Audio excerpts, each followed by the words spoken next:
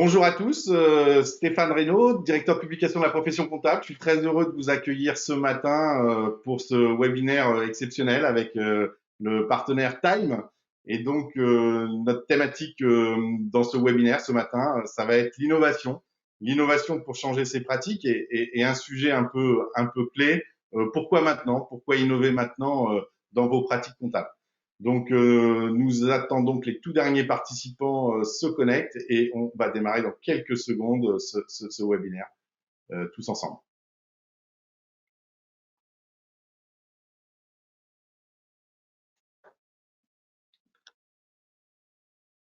Voilà, les derniers participants sont en train de nous rejoindre et donc je vous propose sans plus tarder donc de démarrer ce webinaire. Donc merci à tous d'être présents ce matin pour cet échange sur l'innovation. Donc pour ma part, je vais me présenter rapidement et je vais présenter nos deux co-intervenants de cette fin de matinée. Donc pour ma part, Stéphane Reynaud, expert comptable et animateur de la revue et du site laprofessioncomptable.com et donc de la revue La Profession Comptable qui, depuis plus de 20 ans, fait la veille sur l'évolution du marché, de la profession et évidemment les grandes tendances liées à notre actualité de métier. Avec moi ce matin, Gérard Lenné, Gérard, responsable partenariat chez Time. Gérard, si tu veux dire quelques mots pour te présenter. Bonjour, ravi d'être à vos côtés pour cette session ce matin. Donc effectivement, j'ai la chance et le plaisir d'animer effectivement ces partenariats pour Time, donc des partenariats divers et variés, mais surtout tournés vers effectivement la profession et les besoins de la profession. Et je pense qu'on va largement en parler ce matin, Stéphane. Merci Gérard. Et donc Maxence Lagarde, Maxence, je te laisse la parole pour te présenter. Merci Stéphane, très heureux d'être avec vous également. Donc moi je suis donc Maxence. J'ai une formation, je suis issu d'une formation comptable. J'ai passé même une dizaine d'années en cabinet d'expertise comptable. Et moi je m'occupe chez Time de la formation et de l'accompagnement des cabinets d'expertise comptable qui souhaitent mettre en place nos solutions Time. Eh bien, écoutez, tous ensemble, on va donc vous proposer cette animation autour de l'innovation. Alors, on a prévu ce webinaire en fait en deux temps. Je vais démarrer et introduire un petit peu le sujet de l'innovation dans les pratiques comptables parce que ça nous a paru important à ce moment, en fin de période fiscale, on l'espère fin de période Covid, de parler d'innovation. Et donc, je vais dans un premier temps vous présenter un petit peu la vision qu'on a, nous, à la profession comptable en ce moment, du sujet de l'innovation pour les cabinets comptables et la manière dont on pense que les cabinets doivent aborder ce sujet de l'innovation. Donc ça va être le premier temps. Et puis, deuxième temps de la présentation, eh bien, on échangera avec Gérard et Maxence qui vont nous présenter notamment comment chez Time, start-up innovante, structure qui fait bouger les lignes dans la profession d'expert comptable avec ses outils et sa plateforme, eh bien comment chez Time on innove et quelles sont les innovations qui en 2021 permettent finalement à un cabinet de changer ses pratiques. Donc voilà pour cette présentation. Sans plus tarder, je vous propose donc de démarrer par quelques idées clés. Alors évidemment, ça va être court puisqu'on a voulu aussi quelque chose d'interactif.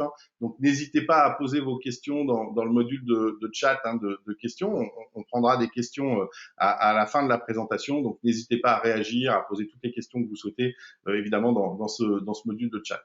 Et donc, sans plus tarder, on va démarrer par quelques grandes lignes sur l'innovation, quelques grandes idées que je voulais partager avec vous, qui sont issues à la fois de ma pratique de consultant auprès d'un certain nombre de cabinets, d'animateur d'un groupement national de cabinets d'expertise comptable, et puis en même temps d'observateur à travers la revue La Profession Comptable de ce qui se passe en France et à l'étranger sur l'innovation.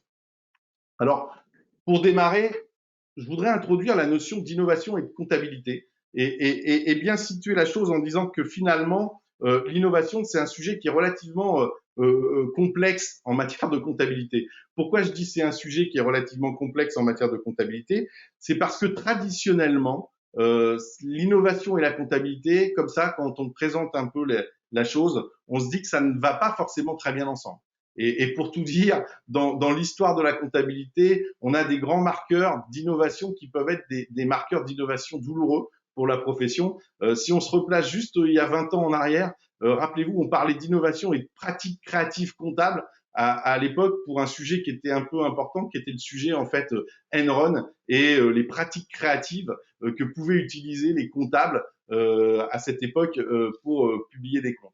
Et donc finalement, cette idée d'innovation et de comptabilité, ça introduit quand même, je dirais fondamentalement, une idée qui est un petit peu délicate et qui pourrait dire que finalement, un cabinet d'expertise comptable, c'est pas forcément un lieu où on a réellement envie d'innover et de transformer des pratiques.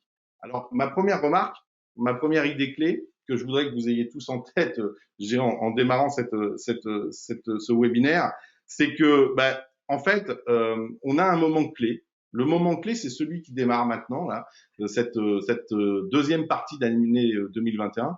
Pourquoi c'est un moment clé? Parce qu'en réalité, vous avez innové tout au long des 18 derniers mois. C'est-à-dire qu'en tant que cabinet d'expertise comptable, vous avez innové forcément dans le management de vos équipes. Vous avez innové dans la mise en œuvre de, par exemple, le télétravail, qui était un sujet qui, dans la profession, était peut-être un sujet qui n'était pas très jusqu'à présent abordé. Vous avez innové dans la manière aussi de contacter vos clients, d'échanger avec vos clients. Donc finalement, on a, durant les 18 derniers mois, cherché, par tâtonnement, par, je dirais, test et essai, à modifier nos pratiques. Et donc, ma première idée clé, c'est de dire que pour nous, experts comptables, qui sommes souvent, en effet, des gens qui aimons être sur des choses relativement certaines, qui avons régulièrement une certaine appréhension face aux risques, ce qui est logique puisque notre culture professionnelle nous amène à mesurer les risques et évidemment à avoir parfois une certaine appréhension face à cela. Eh bien, maintenant qu'on a bougé un peu les lignes sur ces pratiques, sur ces idées clés, ça vaut le coup d'innover et évidemment maintenant c'est un élément un peu clé, je dirais, de la démarche que l'on doit avoir en tête. Donc ça c'est l'élément qui pour moi est le premier élément important. Le deuxième élément important que je voulais absolument partager avec vous ce matin aussi, c'est l'idée en fait de la relation entre innovation et service. En fait, les années qu'on va vivre dans les 5 années qui viennent vont être des années complètement folles dans la transformation de notre métier. Alors, je sais bien que régulièrement, on présente les clés de la transformation du métier comme un élément majeur de l'actualité professionnelle. Mais là, je vous garantis que dans les 5 prochaines années, on va avoir véritablement une transformation massive du métier. On a même un concept en ce moment qu'on déroule pas mal à la profession comptable, qui est celui un peu des années folles. Hein. Les années folles, c'est 1920-1930. C'est l'invention du jazz, c'est l'invention, je dirais, de nouvelles manières de faire dans la peinture, dans l'économie. D'une certaine manière, dans la comptabilité, on est en 2020, 2021, on va vivre certainement nos années folles et il va y avoir besoin de transformer radicalement la manière dont on fait du service à nos clients, notamment parce que la technologie et la facture électronique en est un élément majeur, vont être là pour transformer la manière dont on pratique la comptabilité et la manière dont on fait du coup la mission que l'on a auprès de nos clients. Donc cette idée d'innovation dans le service, elle va être forcément importante parce que en fait, innover, si on résume le propos de manière assez simple, c'est tout simplement introduire quelque chose de nouveau dans quelque chose qui existait. Et donc, on a aujourd'hui un socle qui est en fait les travaux qu'on mène en matière de comptabilité. Et cette nouveauté, c'est ce que vous allez introduire dans vos pratiques professionnelles comme nouvelle manière de faire et nouvelle manière de proposer de la valeur aux clients. Et ça aussi, c'est important parce que le concept même d'innovation, il est au cœur de la relation entre la performance de votre organisation, la stratégie de votre cabinet et puis la valeur que vous allez délivrer aux clients. Et donc, l'innovation est essentielle. Et ça, c'est la deuxième idée clé véritablement que je voudrais partager avec vous ce matin pour dire qu'en fait, la réalité, c'est que maintenant, on rentre dans une ère, évidemment, où on va être soit un perturbateur, c'est-à-dire quelqu'un qui va modifier les pratiques qu'il menait jusqu'à présent, ou bien on va être quelqu'un de perturbé, c'est-à-dire quelqu'un qui va devoir subir les modifications de l'environnement que d'autres peuvent apporter. Et là, il y a des preuves. Alors ce matin, je ne vais pas dérouler toutes les preuves, le temps qui m'est imparti est relativement court pour le faire, mais je vais donner juste quelques preuves. Si vous regardez aujourd'hui ce qui est en train de se passer dans ce qu'on appelle la comptatech, c'est-à-dire en gros toutes les structures qui veulent faire de la comptabilité en ligne sur des plateformes à distance, Regardez juste les levées de fonds qui sont faites. J'ai pris 3 chiffres pour vous illustrer ça. En 2019, ça représentait 200 millions d'euros. En 2020, ça représente 300 millions. Là, on est en début d'année 2021. Il y a déjà 221 millions d'euros de levées de fonds qui ont été faites sur les plateformes, je dirais, de comptabilité et des outils comptables. Et on estime, nous, à la profession comptable, qu'on sera certainement, avec les annonces qui vont être faites dans les prochaines semaines, dans les prochains mois, proche des 400 millions d'euros à la fin de l'année 2021. Donc, c'est pour vous dire qu'en fait, notre écosystème de cabinets d'expertise comptable est en train de bouger.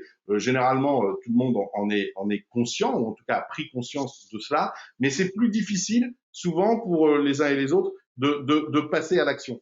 Donc, ça veut dire que très concrètement, à un moment donné, dans cette tendance macro qui est la transformation de notre métier, eh bien, il va falloir que vous fassiez un choix en tant que cabinet, c'est bouger vos pratiques ou bien vous adapter sur des pratiques qui, je dirais, seront des pratiques anciennes et qui, du coup, délivreront moins de valeur pour le client. Et là, très clairement, je voulais également évoquer avec vous une citation que j'adore, qui est du on va dire, du leader dans l'esprit populaire du hockey canadien, puisque j'aime beaucoup cette citation de Wayne Gretzky, qui est qui a été élu le meilleur joueur de la Ligue canadienne de tous les temps en matière de hockey. Et je trouve qu'elle résume assez bien ce qu'on veut vous démontrer ce matin avec Time. En fait, Wayne, il dit tout simplement, je patine vers l'endroit où la rondelle sera par celui ou celle où elle a été. Et en fait, si vous voulez, cette phrase, pour moi, elle est super importante parce que elle est pour vous dire que, en fait, dans vos pratiques professionnelles, on parle depuis maintenant quelques années de transition numérique, de changement, mais en réalité, là, maintenant, ça y est, on voit vers quoi les choses vont se positionner. Et les choses, elles vont se positionner vers quoi? Elles vont se positionner vers notamment la transformation de l'acquisition du flux comptable. Ça, c'est radical. Et dans les 3-4 ans qui viennent, avec notamment ce Big Bang, entre guillemets, de la facture électronique, on est sûr qu'il va y avoir une transformation du flux de l'acquisition comptable. On sait aussi qu'il va y avoir une transformation majeure des moyens de paiement, de la monétique, en fait, de la manière dont on paye les factures, de la manière dont on encaisse. Et là aussi, la transition va être radicale, avec notamment là aussi les obligations qui changent en matière de tickets de caisse, de modalités de paiement, de virement. Et donc là, très clairement, on sent bien qu'il va y avoir une modification là-dessus. Et puis, il y a une troisième modification qui sera évidemment au cœur de la transformation, notamment des outils comptables, avec de plus en plus d'assistance automatisée, de ce qu'on pourrait appeler de l'intelligence artificielle embarquée dans les outils. Et donc, ce que je veux évoquer avec vous là, c'est que, en fait, quand on a un cabinet d'expertise comptable aujourd'hui, on a un positionnement qui doit forcément aller vers ces sujets-là en priorité, parce que c'est là que va être la rondelle de hockey. Dans les mois et les années qui viennent, il faut être clair que on peut parler beaucoup parfois d'accompagnement de conseil, mais en réalité, il va y avoir déjà une grosse transformation sur le process comptable et il faut absolument être bon sur ce process comptable. Et là, ça va être évidemment la clé même de cette première phase d'innovation. Donc, idée clé, se projeter très rapidement. Et du coup, ça m'amène à dire que pour moi, l'innovation, ça se résume à 3 choses, en fait, 3 temps principaux. Le premier temps principal, c'est regarder. C'est-à-dire qu'en fait, quand on veut faire un processus d'innovation, et c'est pour ça que c'est intéressant, notamment ce matin qu'on ait Time qui nous fasse sa présentation en tant que partenaire, parce que de la profession, parce que en fait, à un moment donné, quand on veut innover, il faut se poser et il faut regarder comment les lignes ont bougé. Et comme je vous le dis, les lignes, elles sont fatalement en train de bouger sur beaucoup de choses au niveau de notre métier. Elles sont en train de bouger sur la fluidité de l'information. C'est-à-dire qu'on a besoin évidemment d'avoir de plus en plus d'informations très fluides, et donc c'est un élément qui pour nous est primordial. Elles sont en train de bouger sur la relation client que vous pouvez avoir avec votre client, et puis elles sont également en train de bouger sur, d'une certaine manière, la conformité de la conservation notamment des pièces comptables et des éléments qui sont majeurs par rapport à cela. Donc, quand on regarde ça de manière macro, on se dit que ces éléments-là sont en train de bouger et que du coup, je dois m'en inspirer. Et en plus, si on regarde un tout petit peu encore plus au-dessus, qu'est-ce que l'on va voir? On va voir que notre environnement est en train également de changer. On l'a dit, il y a des nouvelles plateformes de comptabilité qui sont en train d'arriver. Il y a des nouvelles offres de services qui sont là. On n'est qu'au début de ces nouvelles offres de services parce que par la convergence du paiement avec la comptabilité et la facture, eh bien, on va avoir là aussi de nouveaux opérateurs. Donc, dès lors qu'on pose un regard assez serré sur l'évolution du marché, eh bien, on se dit que c'est le moment, en effet, d'innover, parce que derrière l'idée d'innovation, il y a un élément qui est majeur, c'est celui de la pérennisation. C'est-à-dire que innover, c'est aussi pérenniser dans les temps qui courent. Et donc, celui qui n'innove pas, c'est celui qui, d'une certaine manière, se condamne d'une certaine manière à ne pas pouvoir être pérenne demain. Donc, de toute manière, dès lors qu'on porte le regard, on voit que les choses sont en train de bouger. Autre remarque, eh bien, dès lors qu'on ouvre ce regard, on voit qu'il y a des nouveaux opérateurs qui arrivent sur le marché. C'est le cas notamment de Time qui maintenant est présent depuis quelques années sur le marché, mais qui arrive avec des solutions, je dirais, qui sont innovantes. Et donc, du coup, ça donne envie, évidemment, de faire un nouvel état des lieux un petit peu de ce marché et donc de la situation. Donc, je ne peux que vous inciter dans la première étape véritablement de la transformation, de se dire qu'il faut ouvrir les yeux et regarder.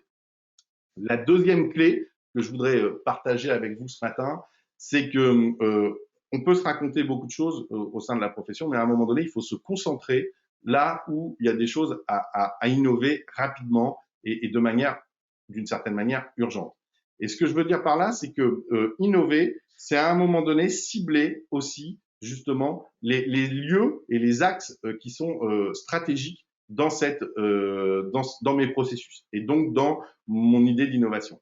Et ça, c'est véritablement important parce que si on regarde aujourd'hui ce que réalisent les cabinets d'expertise comptable en termes d'activité, en termes de chiffre d'affaires, bah, on s'aperçoit que on est resté finalement assez traditionnel dans l'évolution de notre métier et qu'aujourd'hui, on a trois éléments qui sont majeurs. Un élément qui est l'acquisition de la donnée, l'acquisition du flux comptable, un élément qui est le traitement de cette donnée et un troisième élément qui est généralement la restitution.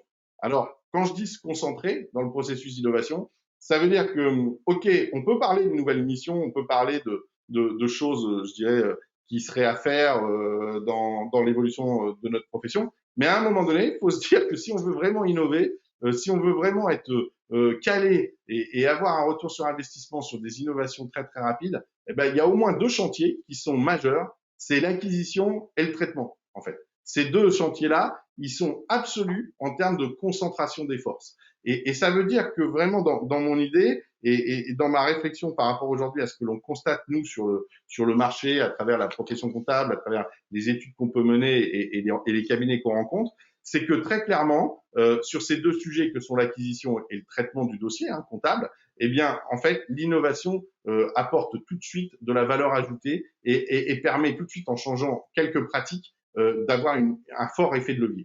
Et donc ça, c'est véritablement important. Donc là, véritablement, il faut se dire qu'il va falloir concentrer pour certains vraiment vos efforts sur ces deux thématiques-là. La troisième thématique, celle de la restitution, étant autour du concept général de la donnée et de la data, et étant plus dur aujourd'hui à percevoir en termes de maturité de service. Alors que sur l'acquisition et le traitement, on a véritablement aujourd'hui des choses qui existent et qui sont intéressantes à faire. Et d'ailleurs, tout à l'heure, dans notre échange avec Gérard et Maxence, je pense qu'ils vont nous illustrer en quoi, sur l'acquisition et le traitement, ces deux sujets-là ont été repensés chez Time sous l'angle de l'innovation. Le troisième élément clé que je voulais partager avec vous, c'est l'idée de l'expérimentation. Alors, entendons-nous bien, dans l'idée de l'expérimentation, il y a quelque chose qui, pour moi, est vraiment fondamental. C'est que, on l'a dit, innover, c'est le contraire de l'inertie. C'est-à-dire que finalement, ce qui peut être le plus dangereux aujourd'hui pour un cabinet, c'est de rester dans une certaine inertie. Inertie parce qu'on se dit que finalement, l'éditeur informatique qu'on a, il nous convient depuis des années, donc on va le garder malgré les difficultés qu'on peut rencontrer avec. Inertie parce qu'on se dit que les collaborateurs ont des pratiques comptables, des méthodes comptables qu'ils maîtrisent bien et que les changer, ça va être une difficulté. Donc en fait, cette inertie, il faut être clair, c'est, je dirais, le mauvais cholestérol du cabinet, quoi. D'une certaine manière, aujourd'hui, il permet de faire fonctionner le cabinet bien, mais en réalité, c'est du mauvais cholestérol parce que à un moment donné, il va poser des problèmes dans la fluidité du circuit d'information du cabinet. Donc là, véritablement, pour moi, on est en effet dans cette année 2021 dans une période qui s'ouvre. Je vous l'ai dit, année un peu folle, période des années folles, celle où on va réinventer en effet la compta. Et donc, ça mérite véritablement d'expérimenter et d'aller au bout en testant des choses. Alors attention, parce que moi j'ai l'habitude de rencontrer beaucoup de cabinets, par an je dois rencontrer peut-être 500 ou 600 cabinets dans nos interventions diverses et variées, et souvent ce qu'on rencontre c'est des cabinets nous disent oui, mais on teste quelque chose. Mais tester pour goûter, en fait, c'est pas expérimenter, quoi. La vraie expérimentation, c'est quand vous avez été au bout du process, quand vous avez véritablement mis en place sur un certain nombre d'outils et de dossiers, que vous faites un vrai retour d'expérience et d'une certaine manière que vous êtes capable de faire un retour également à votre partenaire technologique sur ce retour d'expérience. Et là, moi, je vais vous raconter une anecdote assez marquante pour moi. L'année dernière, enfin c'était en 2019, on a emmené avec nous des experts comptables au congrès américain qui a lieu chaque année au mois de décembre à DCPA. Et en marge de ce congrès, nous, on en a profité puisqu'il était à Seattle et que je suis un fan d'aviation pour aller visiter l'usine Boeing qui se trouve à Seattle, puisque vous savez que c'est l'usine principale de Boeing dans le monde. Et en fait, il y avait une présentation dans cette usine qui m'a beaucoup marqué. C'est celle sur la construction du plus gros succès chez Boeing, c'est-à-dire en fait le Boeing 777 qui est devenu le succès le plus phénoménal de Boeing et qui en fait représente finalement la quintessence de l'époque de Boeing. C'était comment est-ce qu'ils avaient innové pour faire cet avion-là, qui est considéré comme un des meilleurs avions du monde et en tout cas le plus vendu aujourd'hui sur la planète. Eh bien, en fait, à l'époque, Boeing avait décidé, parce que Airbus commençait à prendre des parts de marché, Boeing avait tout simplement décidé de co-construire avec 8 compagnies internationales cet avion-là. Et donc, en fait, la co-construction, c'est-à-dire que l'échange qu'il y a eu entre les compagnies aériennes et le produit et le service de Boeing a permis de faire véritablement un produit parfait. Donc, ce que je voudrais illustrer avec cet exemple, c'est que très clairement, dans l'expérimentation, vous allez devoir mettre en place dans votre cabinet, évidemment, adopter un nouvel outil, ça fait bouleverser des pratiques, ça conduit évidemment à changer des méthodes de travail. Mais il faut savoir en fait que c'est une prise de risque en fait qui est modérée au regard de la prise de risque de ne rien faire. Et donc véritablement cette idée d'expérimentation est pour moi au cœur vraiment de la manière dont vous devez penser la chaîne de production de votre comptabilité et donc vous devez reconstruire à l'heure de la facture électronique, à l'heure des flux de paiement, à l'heure de la captation, je dirais, de la donnée, vous devez repenser votre chaîne de production et votre chaîne de valeur. C'est véritablement pour moi au cœur de cette démarche. Donc, si je résume le processus d'innovation qui me paraît hyper important pour les cabinets, une phase évidemment de regard sur le marché, sur l'ouverture. Si vous êtes là ce matin, c'est que vous avez engagé cette phase-là, donc tant mieux pour vous et j'espère qu'elle vous sera utile. Une phase de concentration, c'est véritablement à un moment donné l'idée de se prendre les sujets sur lesquels on veut innover et évidemment ce matin on vous illustre l'innovation sur le processus comptable parce que ça me paraît être le plus vital dans les cabinets et puis cette phase d'expérimentation, cette phase de mise en œuvre qui est forcément nécessaire et qui permet également de co-construire avec je dirais le partenaire l'innovation qui correspond exactement aux besoins stratégiques dont on a besoin dans notre cabinet ou dans notre structure. Voilà pour ces 3 recommandations qui me servaient un petit peu d'apéritif avant notre échange avec Time. Avant de donner la parole à Gérard, je voulais juste terminer pour moi par une phrase qui est là aussi emblématique de ce que j'aime dans la vision de la comptabilité et des innovations comptables. C'est une phrase d'Abraham Lincoln, mais je trouve qu'elle est vraiment parfaite.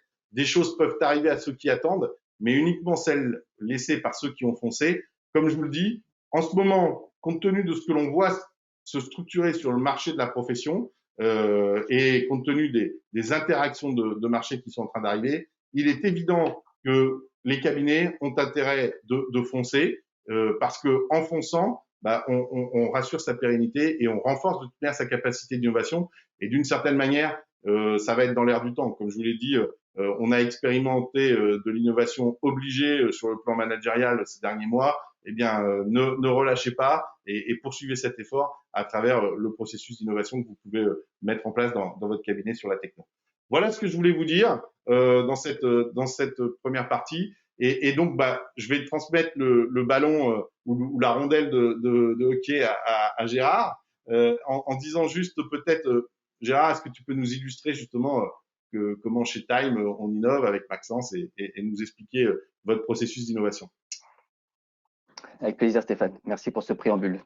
Alors, nous, on est parti en fait de ce qu'on connaît bien, c'est en fait ce que notamment la profession comptable établit régulièrement auprès de vous en termes d'enquête. Nous, on est parti effectivement de 3 choses, 3 éléments forts qui vous tiennent à cœur pour demain. Et demain, c'est aujourd'hui. Ce que vous nous dites, et c'est une récente enquête de la profession comptable qui le détermine, il y a trois objectifs quelque part que vous vous fixez.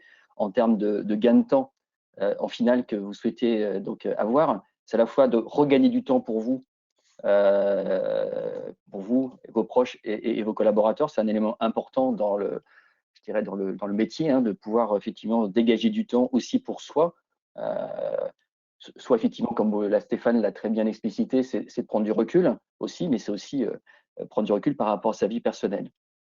Deuxième objectif que quelque part vous avez déterminé aussi comme étant un des éléments qui vous permettrait, suite à un gain de temps, d'évoluer et d'innover dans le développement de votre cabinet, c'est peut-être aussi réorganiser les portefeuilles et viser potentiellement davantage de dossiers par collaborateur avec la même efficience, la même satisfaction du collaborateur. Et puis, en final, Stéphane l'a décrit sur le fait de pouvoir s'organiser pour collecter, traiter de manière efficace grâce aux technologies que le palette aujourd'hui. Ça permet effectivement de réinventer et d'innover, comme vous le faites régulièrement, sur le fait d'être davantage proactif côté client. Proactif, ça veut dire aller le chercher indépendamment de ses besoins, mais aussi inventer et innover dans des offres de services nouvelles. Et ça, aujourd'hui, notre métier, qui est effectivement de vous servir, vous, la profession, avec des outils simples et modernes, cette logique de gain de temps pour pouvoir vous réinventer humainement, collectivement, et pouvoir effectivement replacer le curseur et le palais avec le client et jouer avec le client, pour nous, c'est essentiel. Alors, forcément, des opportunités, des contraintes, des opportunités. Nous, on prône beaucoup le fait que d'une contrainte, on en sort forcément des opportunités. Maintenant, globalement, voilà, on sait aujourd'hui que, indépendamment des menaces dont la profession fait preuve aujourd'hui, il y a également des contingences à traiter. C'est pour ça qu'aujourd'hui, on souhaite également les souligner. Donc, sans en faire un détail précis, à la fois donc une tendance à la baisse structurelle des honoraires, hein, qui est un élément sur lequel effectivement faut se pencher. Donc globalement, l'idée c'est de trouver une solution par rapport à cette baisse. Il y a des opportunités pour le faire. Parallèlement à cela, donc et l'effet ciseau des coûts de production qui eux sont plutôt en augmentation, à la fois par rapport au salaire, par rapport au mètre carré, par rapport à justement par rapport effectivement aux investissements à réaliser. Donc globalement, un effet ciseau qui peut être entre guillemets problématique sans la capacité à le prendre en compte. Face à ça, des clients, et on l'a vu, Stéphane a souligné par rapport à la période qu'on traverse, l'exigence des clients qui a évolué, qui a changé. On pourrait dire qu'elle s'est parfois durcie, en tout cas elle a évolué. Donc tenir compte effectivement de ces nouvelles envies, de ces nouvelles évolutions, de ces besoins d'entrepreneurs qui sont profondément, et on l'a vu, attachés à la profession. Ça n'empêche pas que globalement, on a besoin également d'accompagner l'entrepreneur d'une façon peut-être nouvelle. Il y a la partie légale, il y a la partie réglementaire, il y a la partie déclarative, il y a la partie aussi coaching sur lesquels effectivement la profession a de beaux enjeux à aller chercher. Et puis, indépendamment de tout cela, on va parler de technologie à votre service, on va parler aussi d'humain, hein, et dans les cabinets, les collaborateurs sont une force très importante. On voit aussi depuis quelques années, il y a une tendance aussi à la difficulté à recruter, hein, puisque on va dire face à ce métier qui est extrêmement passionnant, on a plutôt, on va dire, une perte d'attractivité de la profession, peut-être des cabinets. Donc face à cela, ces difficultés aujourd'hui de recrutement font aussi que la technologie associée en termes d'innovation sur des points cruciaux dans la chaîne de production du cabinet comptable ont toute leur logique. Alors nous, on veut tout simplement repenser la comptabilité. Donc, on a une mission simple hein, chez Time, c'est effectivement servir la profession en mettant à disposition des outils simples, intelligents. Nous, on a toujours eu comme principe de se dire que l'innovation est un moyen et n'est pas un objectif. Donc, on a toujours tourné notre recherche, nos outils, nos automatisations vers ces trois éléments qui permettent de repenser la comptabilité dans une logique de gain de temps, d'expériences différentes, tant pour vos clients que pour vos collaborateurs. Donc aujourd'hui, repenser la comptabilité, pour nous, c'est quelque chose de très important sur lequel effectivement on travaille, sur lequel nos outils ont gagné en maturité et en performance. On agit effectivement sur les trois domaines que vous connaissez, hein, c'est la productivité, c'est-à-dire de pouvoir vraiment se concentrer sur les tâches à forte valeur ajoutée. Et globalement, on sait aujourd'hui automatiser ce qui ne l'est pas à forte valeur ajoutée. Cette productivité, c'est forcément aller chercher également une croissance potentiellement rentable. Et on le sait aussi, Stéphane a souligné tout à l'heure, globalement, c'est innover, c'est aussi pérenniser sa structure. Mais innover, c'est aussi dégager des revenus. Et ces revenus vous permettent également d'allouer de nouvelles ressources, d'investir peut-être différemment dans la stratégie de votre cabinet, que ce soit en marketing, en communication, et de pouvoir effectivement assurer à la fois son développement et, comme l'a souligné Stéphane, sa pérennité. Et il y a un élément supplémentaire qui est parfois historiquement délaissé, c'est la satisfaction évidemment des clients, puisque aujourd'hui, ces outils de nouvelle génération qui sont à votre disposition ont eu comme parti pris de partir du besoin du client. Aujourd'hui, historiquement, les outils partaient plutôt du cabinet pour essayer de travailler intelligemment avec les clients. Là, l'intelligence était plutôt partir du besoin client, de l'expérience client, de bien connaître effectivement les attentes de vos clients, puisque fort de cette expérience auprès de vos clients et de leurs besoins, l'idée effectivement, c'est que la relation et le côté digital entre la relation entre le cabinet et son client soit complètement au rendez-vous. Et ça part d'un principe qui est primaire, hein, c'est satisfaire le client. Et en satisfaisant le client, l'idée aussi, c'est de satisfaire le collaborateur, puisque c'est lui qui assure au niveau humain cette relation, la technologie n'étant qu'un moyen au service de cette relation. C'est pour ça que c'est important aussi que les outils mis à disposition de vos clients soient du même niveau que ceux que votre collaborateur peut utiliser pour que la satisfaction mutuelle se renforce. Tout ça pour dire que globalement, l'idée, c'est autour de ces outils nouvelle génération, et Stéphane l'a illustré dans le côté expérimenté qu'on peut voir maintenant. Dans cette logique d'expérimentation, l'idée, c'est de pouvoir effectivement avoir une vue globale de ce que peut amener l'innovation sur la comptabilité. Aujourd'hui, innovation et comptabilité ne sont pas de gros mots, en fait, hein, au contraire, hein, puisque les acteurs et l'écosystème qui s'élargit, comme Stéphane l'a évoqué, avec des levées de fonds multiples et variées, font qu'aujourd'hui, le domaine de la comptabilité intéresse beaucoup d'acteurs qui viennent effectivement bousculer la profession.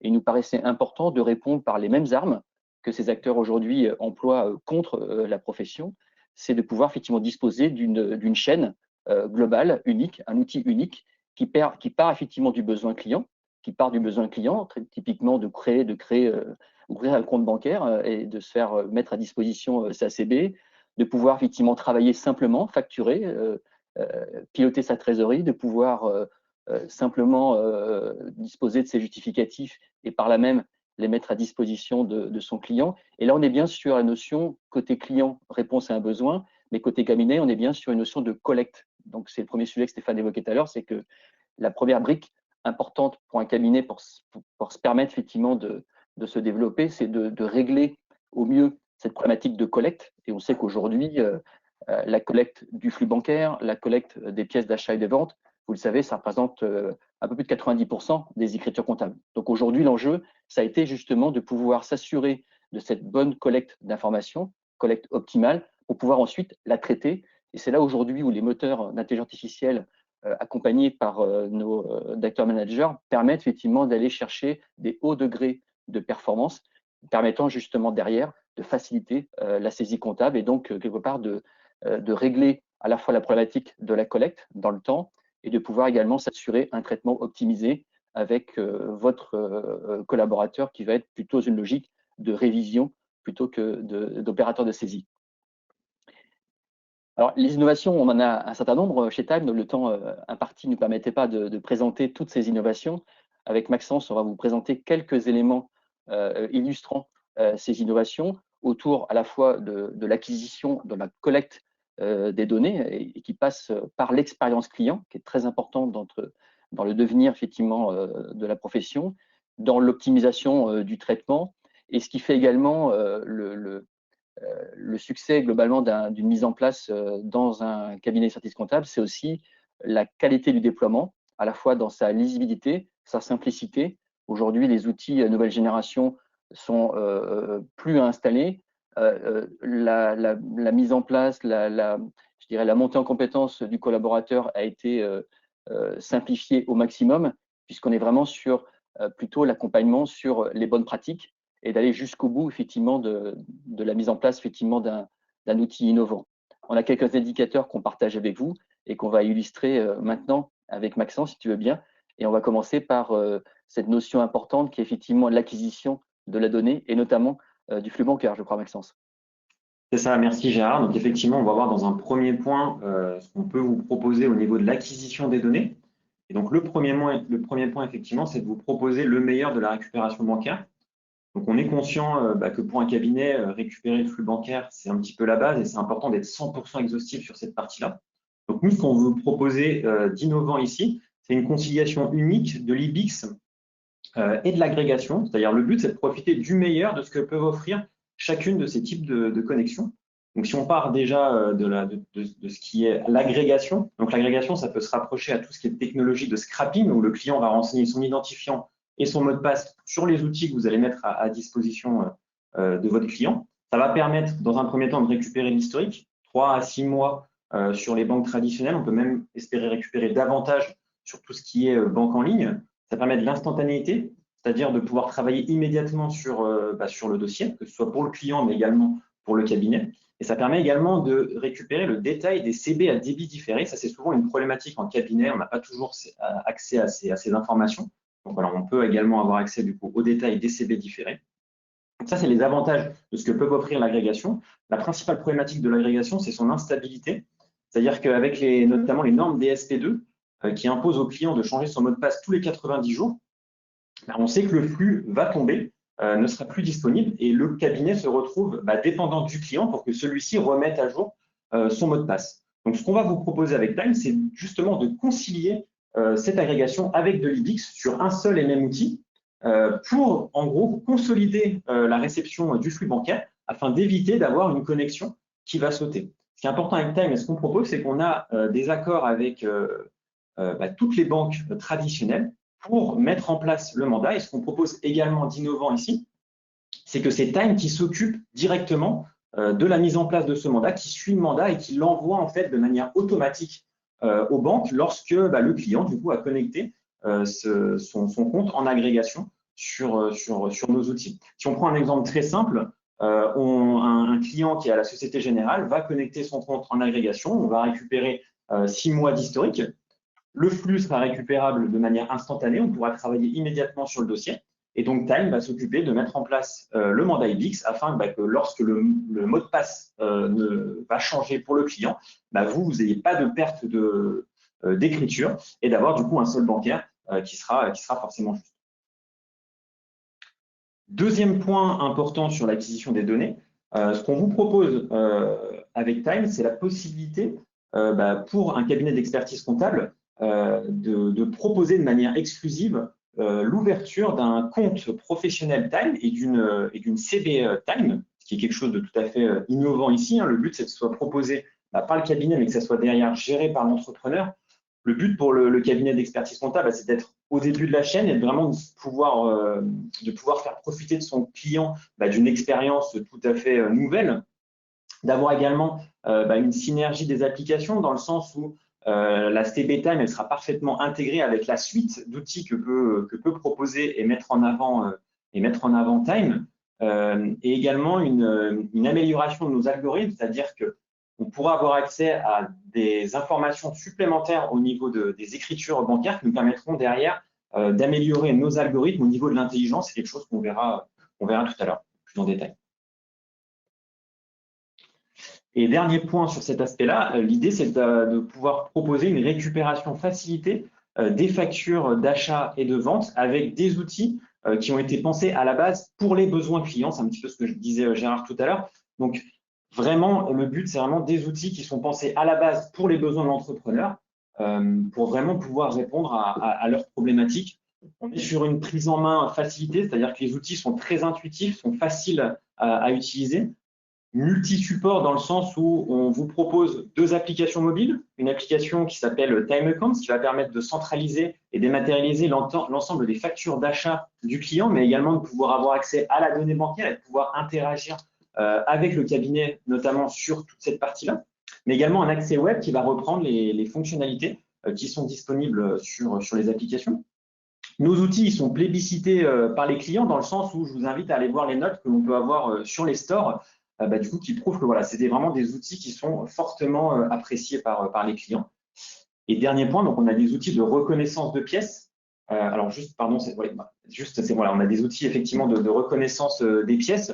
On a 4 modes pour transmettre les pièces. On peut soit prendre en photo directement le justificatif, soit une adresse mail unique par dossier, soit des connecteurs fournisseurs, on en a une centaine qu'on peut connecter directement, mais également la possibilité de déposer des pièces qui auraient déjà été scannées directement sur notre accès en ligne. Et ce qui permet également aussi, ce qu'on va offrir aux clients, c'est de suivre ses balances clients en temps réel, c'est-à-dire par rapport à ce qu'il a facturé, de pouvoir lui donner une vision sur les montants qui lui restent à encaisser pour chacun de ses clients. Donc là, on va passer au deuxième point, donc c'est-à-dire le traitement de l'information. Et dans le traitement de l'information, ce qu'on veut offrir, c'est la meilleure intelligence artificielle du marché, dans le but que cette intelligence, elle puisse être un petit peu votre assistant comptable et que derrière, vous puissiez en gros réviser ce qui a pu déjà être fait en amont via les outils que l'on propose. Donc nous, au niveau de l'intelligence, ce qu'on propose avec Time, c'est qu'on a des équipes en interne, des équipes d'une dizaine de data scientists. Vous pouvez voir notamment Hugo qui est représenté ici, qui en gros, leur but au data scientists, c'est en gros d'analyser la donnée bancaire afin de déterminer des algorithmes de machine learning qui vont permettre en fait de déterminer sur les transactions bancaires une nature et un tiers pour chacune des transactions. Grâce à ça, on arrive à des pourcentages d'annotation environ 90% sur la donnée bancaire. On est conscient chez Time, c'est que l'intelligence artificielle seule, elle n'est pas suffisante. Donc c'est pour ça qu'on a des équipes de data managers qui sont situées en France, on a environ une trentaine de personnes qui en gros, eux, sont chargés de renforcer la notation en analysant ce que l'intelligence a pu trouver, en corrigeant certains aspects, dans le but d'améliorer aussi les outils, vu que c'est une machine auto-apprenante, et ce qui permet en fait d'avoir des résultats à environ 98% d'annotation sur la partie bancaire, donc pour pouvoir trouver une nature et un tiers. Et j'insiste, donc tout ça, c'est sans paramétrage au niveau du dossier. Si on veut prendre un exemple très simple pour illustrer ces analyses-là, on peut imaginer une opération FNAC, une opération bancaire FNAC payée par carte bleue. Si on est sur un montant à 1 000 € qui a été analysé par l'outil, l'outil vous proposera la nature matériel informatique qui sera du coup relié au compte 218.3. Par contre, si l'opération est par exemple à 200 €, l'outil vous proposera plutôt petit matériel qui va être relié plutôt au compte 606.3. Ce qui est important aussi avec nos outils, le but, c'est aussi de pouvoir mettre fin aux règles manuelles. Souvent, la majorité des outils du marché fonctionnent en paramétrant le dossier, en disant à chaque fois qu'on voit tel mot ou tel mot-clé dans le libellé bancaire, on va le mettre dans tel numéro de compte. Les problématiques là-dessus, c'est que c'est des paramétrages souvent par dossier. C'est qu'il faut aussi les entretenir parce que toutes ces analyses-là ont tendance à se perdre un petit peu avec le temps parce que les libellés bancaires peuvent changer. Donc, on a des taux d'annotation au niveau de vos dossiers qui ont tendance à chuter, alors que l'avantage de mettre en place cette côté intelligence artificielle, c'est d'avoir du coup des taux qui vont être stables et qui vont même avoir tendance du coup à progresser parce que la machine est auto-apprenante.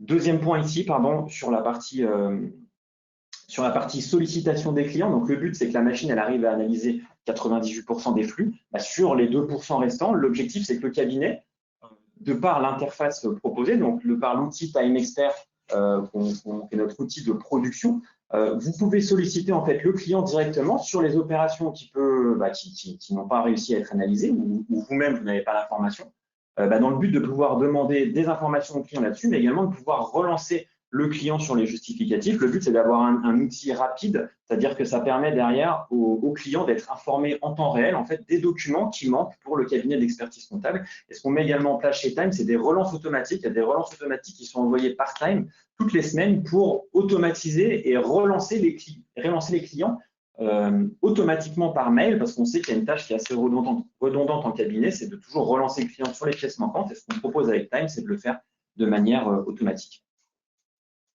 Deuxième point ici au niveau du traitement, donc ce qu'on propose, c'est un rattachement automatique des factures. Donc dans le principe, comment ça se passe? Le client transmet ses justificatifs sur notre outil. Ces justificatifs vont être ossérisés. On va notamment ressortir la date, le nom du fournisseur et le montant TTC.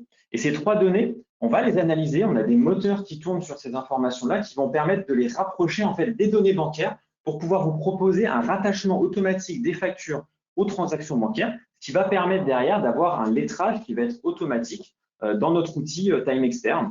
Ça permet du coup de simplifier la saisie et aussi de gagner du temps et d'avoir une satisfaction aux collaborateurs plus importante pour pouvoir aussi se dégager du temps sur des tâches à plus forte valeur ajoutée.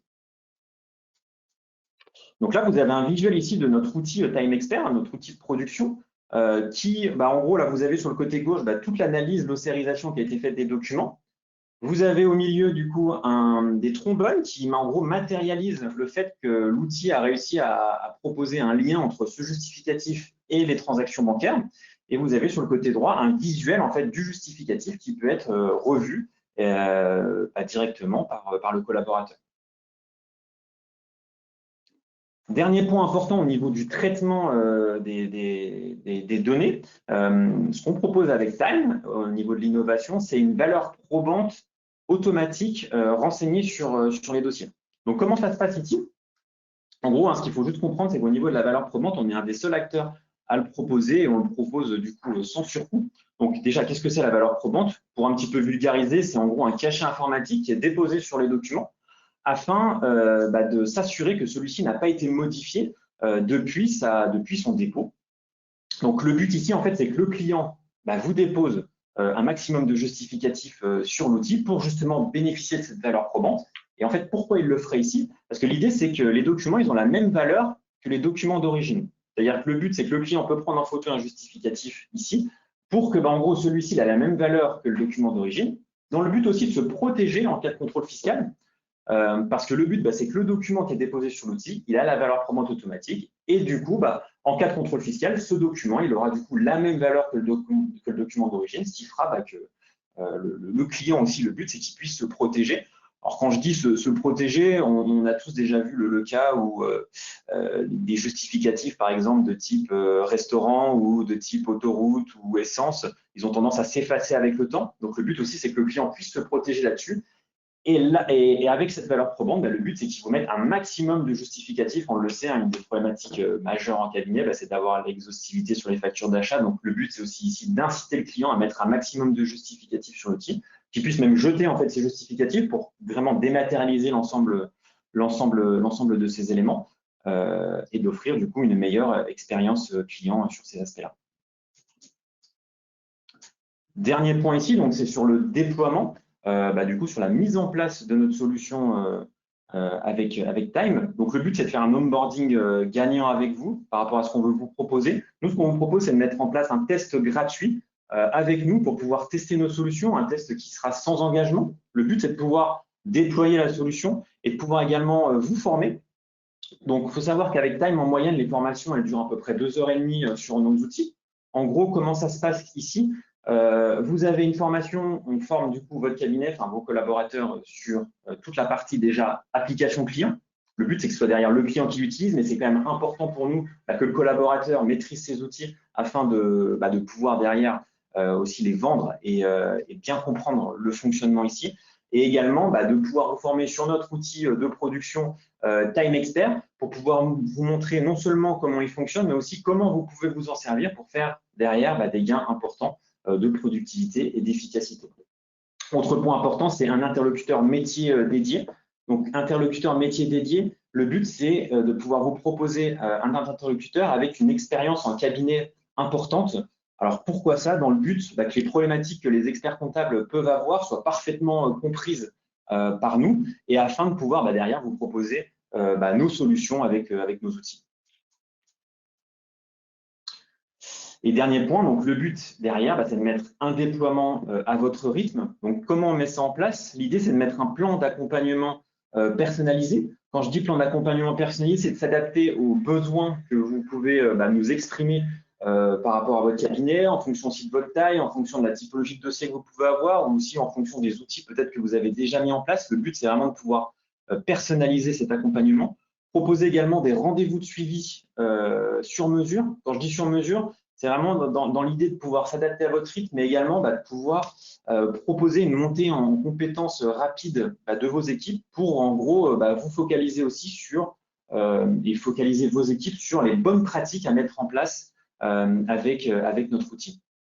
Et bien sûr, donc on est sur des contrats mensuels, et j'insiste, qui sont du coup vraiment sans engagement. Donc je vous invite voilà, si vous êtes intéressé, à pouvoir revenir vers nous sur ces sujets. Et donc Gérard, en synthèse, je te laisse conclure sur ces aspects-là. Haute responsabilité, Maxence, merci. Vous avez pu le voir sur ces quelques innovations qu'on avait effectivement choisies pour vous ce matin. C'est de l'innovation utile, hein. On s'est concentré effectivement sur la notion d'acquisition, de collecte, d'expérience client. Et on a tourné effectivement nos investissements technologiques et nos innovations sur effectivement le gain de temps possible pour le cabinet, et donc le fait que vous puissiez réallouer du temps sur des choix effectivement que vous pouvez faire. Et ça, pour nous, c'est passé par le fait de réconcilier un peu tous ces services, tous ces outils dont aujourd'hui vous faites peut-être usage en ayant effectivement une multiplicité d'outils qui peuvent parfois, entre guillemets, complexifier la relation entre le collaborateur et son client, qui peuvent parfois également rajouter des couches technologiques à maîtriser, et en final, un coût final également non maîtrisé. Donc l'idée, c'est de proposer globalement un outil qui fait tout, musclé entre guillemets à la technologie et à l'IA, et basé essentiellement et exclusivement sur la satisfaction de vos clients et de vos collaborateurs. Donc cette notion de solution complète permet pour nous aussi, et avant de rééchanger avec Stéphane et de prendre vos questions, de s'appuyer également sur ce dont vous avez besoin également, c'est renforcer votre compétitivité, hein, puisqu'aujourd'hui, tout ce qu'on a pu effectivement évoquer, partager avec vous ce matin, ce sont des investissements, ce sont effectivement des challenges. On a besoin de vous. Peut-être que vous allez avoir besoin de nous également. Mais l'idée aussi, tout ça, c'est pour renforcer votre compétitivité, puisque le marché aujourd'hui bouge, les lignes changent, les conditions de marché changent également. Et ces nouveaux acteurs qui aujourd'hui arrivent, soyez convaincus qu'eux bousculent effectivement les règles, puisqu'ils en ont en général pas ou très peu, ce qui leur permet d'être extrêmement agiles. À nous, ensemble, de retrouver cette agilité et de pouvoir utiliser les mêmes armes qu'ils utilisent, indépendamment de celle qui vous est aujourd'hui exclusive. C'est la proximité, la compétence et le métier. Et on l'a encore vu récemment, la confiance dans laquelle effectivement ils vous voient les accompagner dans le temps. Voilà pour cette présentation détaillée, en tout cas de l'innovation utile pour la profession. Stéphane ? Merci Gérard et merci Maxence, parce que vous avez illustré l'idée donc de l'innovation vue par Time. Moi, je voudrais insister quand même sur deux choses qui me paraissent essentielles aussi dans la réflexion, hein. C'est la première idée de cette notion de conformité sur la conservation des pièces. Je dis ça, c'est vraiment quelque chose qui pour moi est aussi un élément majeur. Je dis ça parce qu'à la profession comptable, on vient de faire une étude aussi sur la conservation des pièces dans les cabinets, et on a rencontré plusieurs opérateurs. Et en fait, on s'aperçoit que sur les cabinets comptables, aujourd'hui, la pratique la plus courante, c'est évidemment la dématérialisation de la pièce rattachée à l'écriture comptable, mais en réalité sans aucune valeur probante.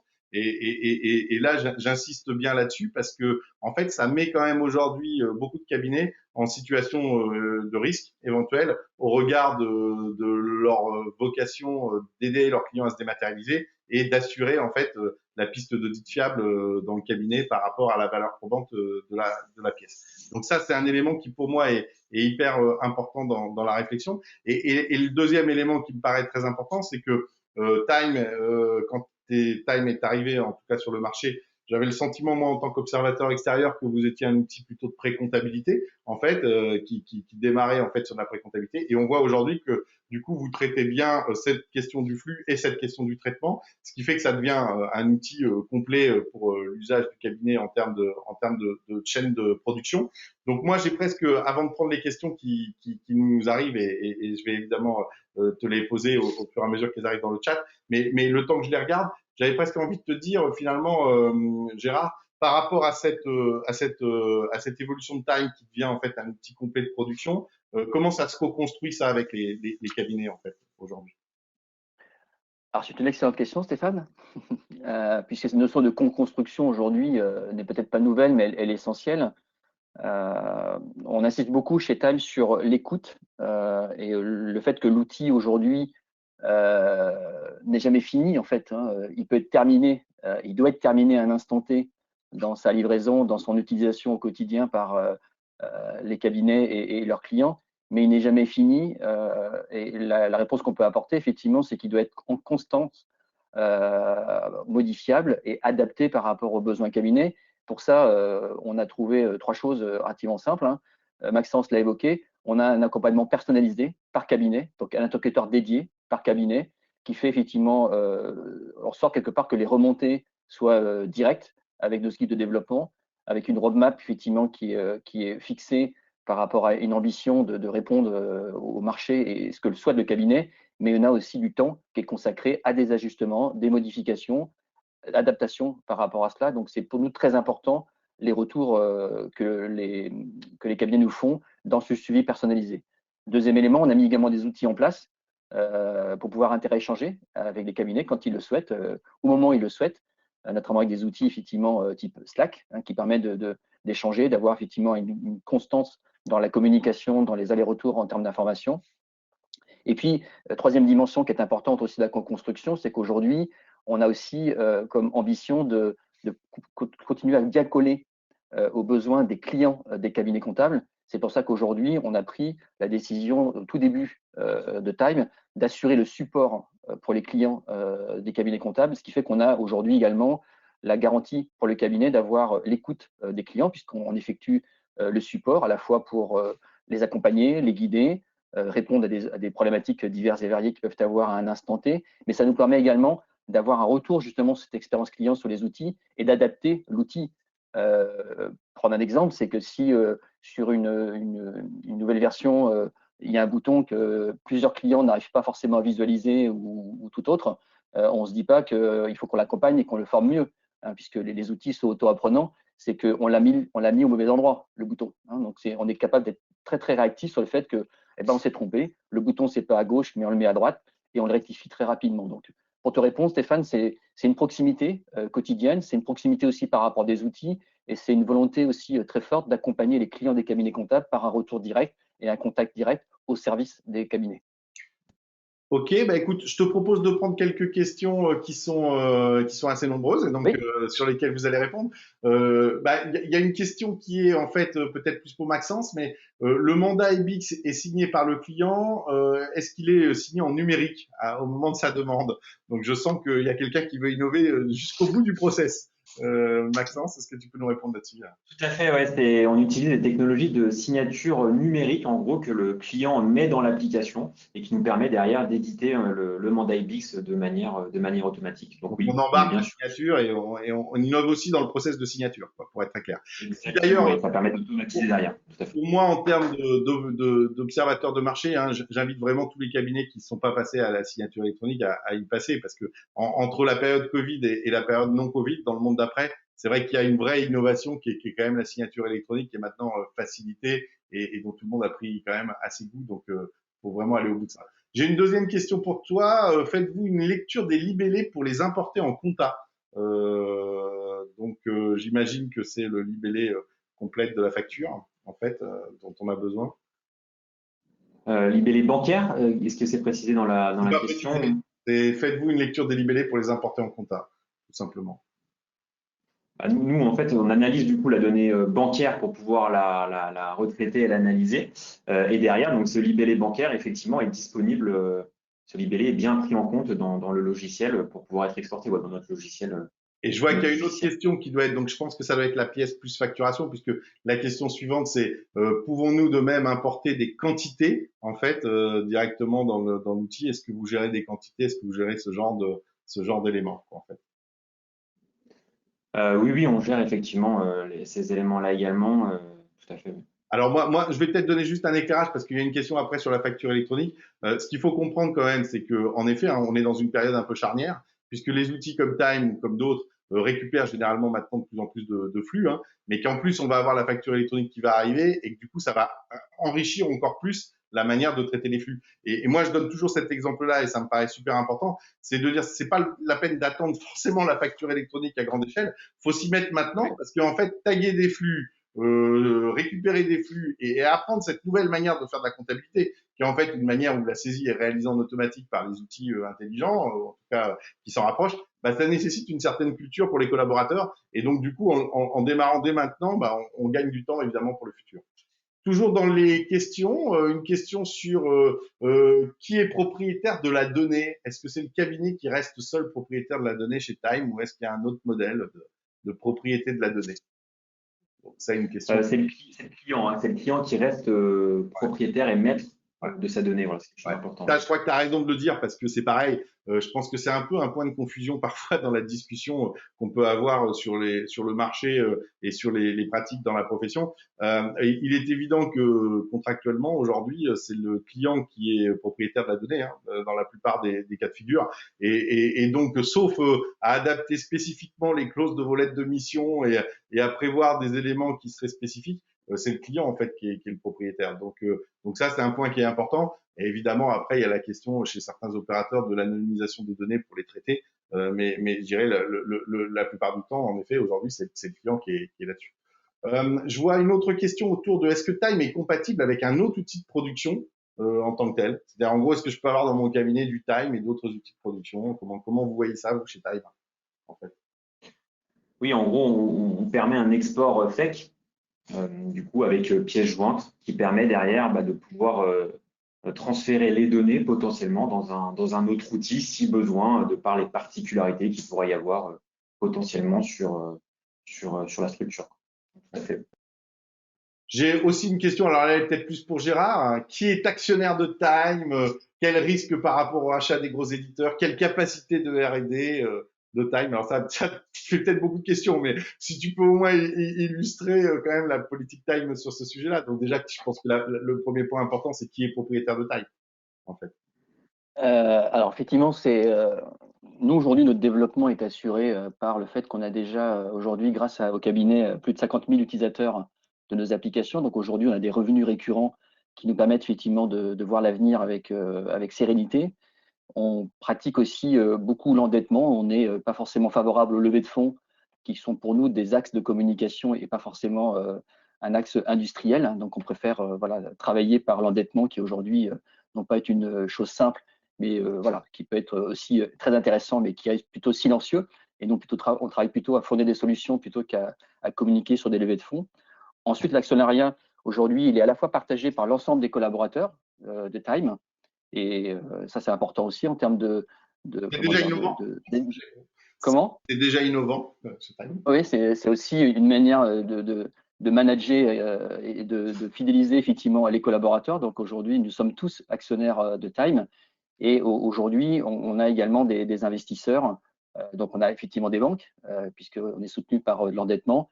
Et on a effectivement également quelques acteurs au sein de la profession qui nous font confiance. Il y a une question également autour du nombre de clients, qui est souvent un sujet, ou en tout cas du nombre de dossiers que vous traitez aujourd'hui. Comment vous vous situez? Aujourd'hui, si vous voulez, par rapport à un métier, ce qu'on peut vous donner, c'est que effectivement, c'est la notion de dossier qui compte. Aujourd'hui, on est un peu plus de 53 000 dossiers qui sont aujourd'hui produits sur l'environnement Time. Donc, 53 000, ça veut dire que les utilisateurs, des clients des cabinets comptables utilisent nos applications. Il y a un dossier qui est traité derrière, donc environ 53 000 aujourd'hui à date. Ok. Il y a une question qui est peut-être plus directe pour moi et en effet, je vais y répondre. C'est qu'on me dit, vous mentionnez. Je vais la poser, Stéphane.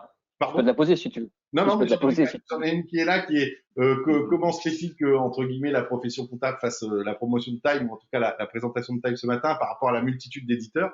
Donc c'est pour ça que je vais l'avoir en effet plus pour moi. En fait, le sujet est assez simple. Hein. Le sujet pour nous à la profession comptable, c'est de dire que depuis plusieurs années, on évangélise d'une certaine manière sur la transformation numérique avec.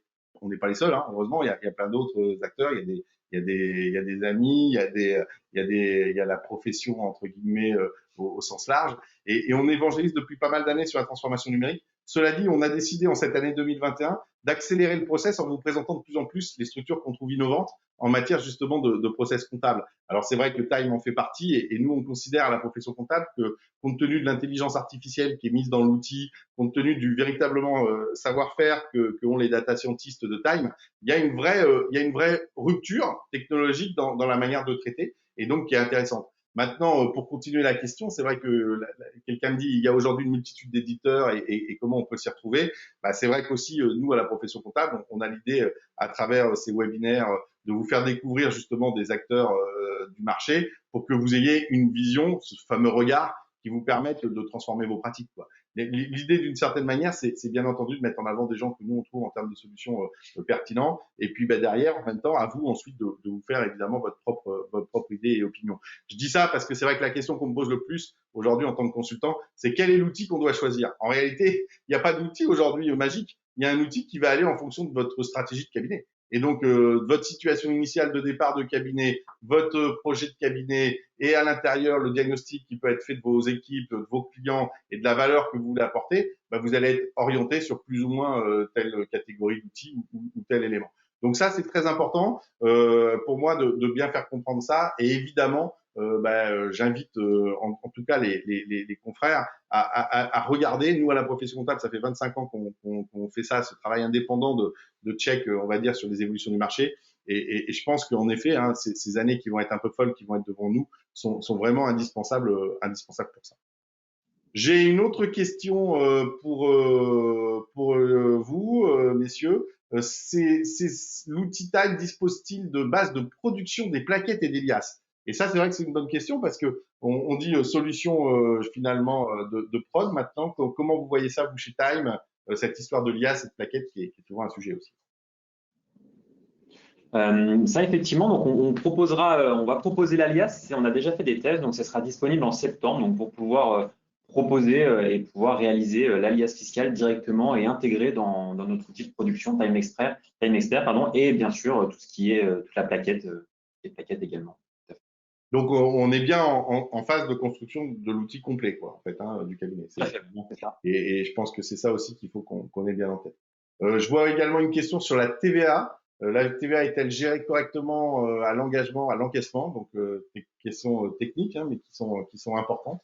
Je dis questions techniques parce que pour moi, dans ces années folles, il n'est pas absolument, je dirais, inopportun de se dire qu'il va peut-être y avoir des vrais changements dans les méthodes de comptabilisation et notamment dans les méthodes aussi de TVA. Donc, Maxence, de ton côté? Ouais, donc l'outil effectivement permet de traiter directement la TVA et de pouvoir faire les calculs nécessaires dont on a besoin pour pouvoir la calculer et pouvoir la traiter directement dans notre outil, et tout est parfaitement intégré pour pouvoir traiter effectivement l'engagement des dossiers. Alors, je pense qu'il y a une question pour Gérard et qui est, je dirais, assez, je pense, emblématique aussi parfois des questions qu'on peut se poser entre confrères. C'est finalement, c'est quoi le coût de Time? Et quand on ajoute, par exemple, le module LIAS, est-ce que ça coûte plus cher? C'est quoi le modèle économique, en fait, d'un outil comme ça? Alors, qui dit innovation, dit aussi innovation dans la façon de voir la relation par rapport au cabinet. Donc, premier élément, on est sur un modèle au dossier. On n'est pas une société de service, donc on ne facture pas des prestations de formation, d'accompagnement. Tout est complètement encadré et gratuit dans la montée en compétences du cabinet, qu'elle soit, comme on l'a dit tout à l'heure avec Maxence, dans l'onboarding ou dans le suivi. On est sur un modèle exclusivement, essentiellement au dossier. Pour vous donner un petit peu des repères par rapport à des prix, on est effectivement aujourd'hui sur des prix. Alors, tu parlais effectivement à la fois de collecte, traitement, outils clients, et tu distinguais aussi tout à l'heure la partie, on va dire, déclaration, l'IAS notamment, déclaration des LIAS et des TVA. Aujourd'hui, pour vous donner ordre d'idée, on est globalement aujourd'hui sur un prix par dossier de 14 € hors taxe par mois et par dossier. Notre tarif, entre guillemets, maximum est de 14 € hors taxe par mois et par dossier, pour la chaîne complète, y compris les télédéclarations. Donc là c'est pareil. Ma réaction, c'est de dire en effet, hein, pour les confrères, c'est intéressant d'avoir ce référentiel-là, parce que ce qu'il faut comprendre aussi, c'est qu'aujourd'hui, dans les offres comptables, dans la manière dont certains vont se positionner sur le marché, dans la manière dont les évolutions sont en train de se faire, il y a une logique en effet de dossier qui devient importante, quoi, et qui est importante du coup dans les benchmarks de coûts. Pourquoi? Parce qu'en fait, ces dernières années, on a vu qu'il y a eu un glissement, par exemple, dans le domaine de la paye, au passage du prix au bulletin, et qui a été innovant à l'époque, et qu'un opérateur de paye a lancé le premier sur le marché il y a presque 10 ans. Et donc, du coup, cette transformation d'innovation a conduit aussi les cabinets à revoir la manière dont ils facturent, la manière dont ils accompagnent aussi leurs clients sur ces offres. Et donc, ce qu'il faut avoir en tête, c'est que en ce moment, en effet, les plateformes de compta dont on parle parfois à travers des levées de fonds énormes, ont des modèles au dossier. Et donc, il faut qu'on arrive nous aussi à bouger notre curseur, évidemment, en matière de profession sur cet élément-là, pour intégrer justement une chose qui est importante, parce que dans l'innovation tout à l'heure, j'ai parlé évidemment, et là aujourd'hui, on parle d'innovation dans les pratiques, dans les méthodes, dans la technologie, mais on pourrait aussi parler, et ça fera peut-être l'objet d'une discussion pour ceux qui voudront la poursuivre avec nous, mais on pourrait aussi parler d'innovation dans la manière de vendre et de vendre le service. Les cabinets d'expertise comptable ont trop souvent une pratique qui est en fait une vente en fonction du temps passé, en fonction, entre guillemets, de leur valeur de travail, c'est-à-dire en gros la valeur du travail des collaborateurs. En réalité, quand on parle d'innovation dans les process de service, et à travers, je dirais, des modèles comme Time, on le voit bien, on va parler d'innovation dans la valeur également qu'on transmet aux clients. Et la valeur pour un client, c'est d'avoir accès rapidement à ces documents, c'est d'être sûr que toute la conformité, notamment de la chaîne, comme on l'a dit tout à l'heure, de valeur probante est là, c'est d'être sûr qu'en effet, il peut accéder aux services quand il en a besoin. Et donc, cette logique de passage d'une valeur de temps de travail à une valeur d'expérience client, elle est super importante dans la construction de vos modèles économiques de demain, parce que c'est véritablement là-dessus aussi que la différence va se faire sur le marché. Donc voilà pour toujours dans les questions, on a quand même pas mal de questions, donc c'est très bien. L'interface côté client peut-elle être en marque blanche? Est-ce que côté client, je peux mettre cabinet Tartampion sur Time? Alors aujourd'hui, on a choisi d'être complètement l'allié de la profession. Donc aujourd'hui, on impose entre guillemets notre marque à celle du cabinet d'expertise comptable, à la fois par rapport à notre souhait d'être aux côtés du cabinet d'expertise comptable et d'assurer notre rôle d'éditeur. Ça, c'est un point de vue, on va dire, une posture initiale. Et deuxième élément, dans notre modèle, on assure également, et ça c'est un souhait et une écoute qu'on a eu des cabinets, c'est de pouvoir effectuer le support. Donc aujourd'hui, les utilisateurs des applications dont c'est le cabinet qui en a fait effectivement le souhait sont accompagnés par les équipes de Time en termes de réponse aux questions, réponse à des problématiques diverses et variées. Donc aujourd'hui, on est effectivement amené à échanger et à communiquer sur l'outil Time qui a été proposé par le cabinet. Donc aujourd'hui, nous, on revendique cette position, entre guillemets, d'associer notre marque à celle du cabinet d'expertise comptable. Et puis je vais prendre peut-être une dernière question, mais qui va résumer, puisqu'on arrive à peu près au terme de notre intervention, mais qui résume aussi les questions que certains se posent certainement, et c'est logique. On a terminé tout à l'heure moi j'ai terminé sur le process en disant acquisition, traitement. On a vu que ça avec Time, c'était, je dirais, une chaîne complète, et donc ça permet de répondre à ce besoin-là. Et là j'ai une question qui est êtes-vous en capacité de proposer des tableaux de bord? Et si oui, lesquels, et comment est-ce qu'on peut du coup les personnaliser? Donc d'une certaine manière, c'est quelle est la politique chez Time de la restitution, et comment vous voyez les choses, vous, sur le plan de l'innovation en matière de restitution? Alors aujourd'hui, dans les applications, en fait, les clients disposent d'indicateurs pour avoir une vue effectivement simple et consolidée de leur activité. Donc côté client, les applications embarquent des indicateurs en temps réel disponibles, clairs et lisibles, qui ne demandent pas d'interprétation comptable. Donc on est resté sur des indicateurs interprétables simplement côté client. Sur la notion de tableau de bord, on réfléchit à mettre à disposition du cabinet une capacité justement à produire des tableaux de bord, mais plutôt, on va dire, à sa main. C'est-à-dire que l'idée, c'est pas forcément que l'outil embarque un tableau de bord statique, figé, qui n'est pas forcément illustrant à un instant T de l'activité du client. On le voit plutôt dynamique, construit avec une expertise métier côté cabinet. Donc, la réflexion qu'on a par rapport à ces notions de tableau de bord, c'est plutôt venir effectivement proposer ce service côté cabinet comptable pour pouvoir justement avoir quelque chose de plutôt personnalisé côté client, dynamique, puisqu'à un instant T, on n'a peut-être pas les mêmes postes à suivre. L'intérêt du client n'est peut-être pas le même à un instant T sur un certain nombre d'éléments à piloter. Donc, on va plutôt quelque chose de dynamique et pas figé. Et en même temps, on a cet enjeu de pouvoir rendre toujours nos applications simples côté client et ne nous demandant pas, entre guillemets, un support complémentaire par rapport au cabinet. Donc oui, pour les indicateurs, notion de tableau de bord, on est en train de la construire avec les cabinets et de voir effectivement comment ça pourrait être un service supplémentaire à leur apporter en fait. Ok, bah écoutez, merci messieurs de cette présentation. Merci à tous d'avoir suivi ce webinaire. Vous pouvez le retrouver, vous allez pouvoir le retrouver aussi en replay sur le site de la profession comptable et puis évidemment dans toutes nos communications. Ça vous permettra aussi de revoir les webinaires que nous allons organiser prochainement avec l'ensemble de nos partenaires. Et puis ben merci Gérard, merci Maxence et merci à tous et je vous souhaite une très bonne fin de journée. Voilà, merci à tous. Au revoir. Merci, bonne fin de journée à tout le monde. Au revoir. Bonne À journée. bientôt. Au revoir.